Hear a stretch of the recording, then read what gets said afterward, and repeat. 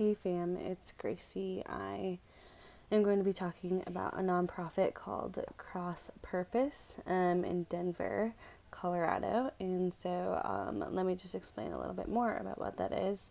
So Cross Purpose is a nonprofit that wants to abolish financial, spiritual, and relational poverty in this community really tangibly. They have a 6 to 9 month career/community development program that has people from our community doing that. They get people from their community. They get personal development for 6 weeks. Then they choose a skill track to do, which is their Cross Purpose is a free tuition school. And then after they do that, then they go into what they call career launch, section of the program where they look for jobs, and Cross Purpose helps them find a job. So when I was researching this nonprofit specifically, I got to talk with one of the employees there who does a lot of the helps to run the program, and kind of does special operations as kind of her job. And so she got to tell me a little bit more about like what that looks like. Her name's Sienna. But she just told me that they work with people from ages 18 to 55. And those people have to have, they have requirements for them in order for them to start the program with Cross Purpose. In order for them to do that, they have to have housing, a 6 month sobriety, and they cannot be a sex offender, or if they are, then that just warrants another conversation that they can have with them. And then they also have to have child care. So those specific things are kind of like their requirements of this needs to happen. But something else that she also mentioned that I think was really big, was that the people that come there have to have a lot of grit, and they have to really want to actually pursue a job and work for it themselves. And so I think that was like one of the biggest things that she just talked about a lot, is like those people that come to them are coming to them to work. And so so yeah, I think that was kind of like a big thing for sure that she talked about, of just like them wanting to help themselves. And so I think something they also talked about, that they pay for their classes in the books, so everything that they do is free for those people who are able to actually start and go into the program, which is really huge. And then some things that she talked about that that the Cross Purpose is doing right now during COVID is that they have moved all of their things online. They were not doing that before. They were doing all of their classes in person, and so now they are doing everything online for all their classes. So they're continuing their program. But she just told me that they are actually doing really well during the COVID right now.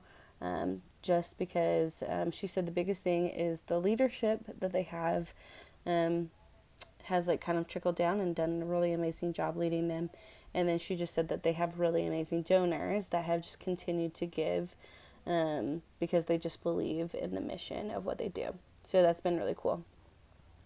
Something else that I thought was really interesting, I kind of asked her like what, it's not a Christian nonprofit, but I know that she is a Christian, and so I wanted to hear like kind of like her story and what, why she was in that and why she believes in what she's doing. And so she just talked about how she feels really connected to the mission and what they do because of her story and her grandpa coming over to America, and that changed the entire trajectory of her family. And so she just kind of realized that like he worked really hard so that they could have a different life. And so she just talked about when there is a system of oppression or racism in the country, that the people in the bottom of the food chain the people at the bottom of the food chain continue to be at the bottom of the food chain because of just how the system is run. And so the people, she talked about like the woman in the well and how many people want to engage. She just asked like the question, how many people want to engage with people with addictions and come that or that have come out of jail and just like are the outcasts, just like Jesus did. And so she just talked about how she really loves how this changes the story, this changes the trajectory, not only for her, not only for like the first people, but like their entire family after that. And changing like kind of just like the poverty and being able to like provide and be in a different place for their family. Um, and then this is another one of the quotes that I have from her that I think is really important. She just said, many people have mirrored this program that is outside of Denver. They mirrored it in different states and different places. They have mirrored their program for the people who want help, and when people are ready to stand and give them help. She just said, this work is not just important, this is generation shifting. I think that's really big, generation shifting. They call their program participant leaders because they are leading the change in their own lives. They believe and do it for themselves. So that's kind of like their biggest thing, and I think that is very true.